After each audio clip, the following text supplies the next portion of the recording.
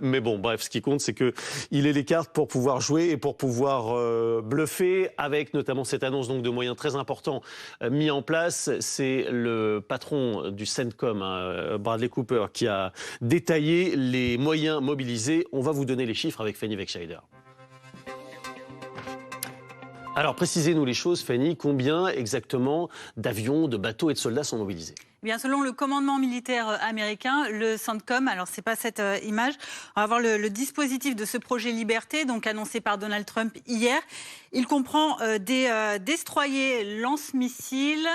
Des destroyers lance-missiles, plus de 100 aéronefs à la fois terrestres et maritimes, des plateformes sans pilote multidomaines. Donc tout ça, c'est les éléments un peu techniques, opérationnels mis à disposition. Et puis, en termes de ressources humaines, ce serait 15 000 militaires qui seraient donc déployés dans cette opération.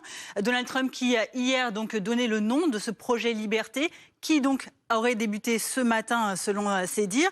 Un projet pour aider qui, on va le voir, des déplacements qui devraient libérer, dit-il, des personnes, des entreprises ou encore des pays qui n'ont absolument rien fait de mal, qu'il qualifie de victimes des circonstances au Moyen-Orient. Et aussi donc un projet à but humanitaire, affirme le président américain. Réponse évidemment iranienne plus contrastée, avec cet avertissement, on va le voir, du président de la commission sur la sécurité nationale du Parlement iranien, qui dit que toute ingérence américaine dans le détroit d'Ormuz serait considérée comme une violation de ce cessez-le-feu qui a vu le jour, on le rappelle, il y a un peu moins d'un mois maintenant. Et alors, une précision, Bradley Cooper n'a pas été nommé patron du CENTCOM, il reste acteur américain, c'est bien Brad Cooper.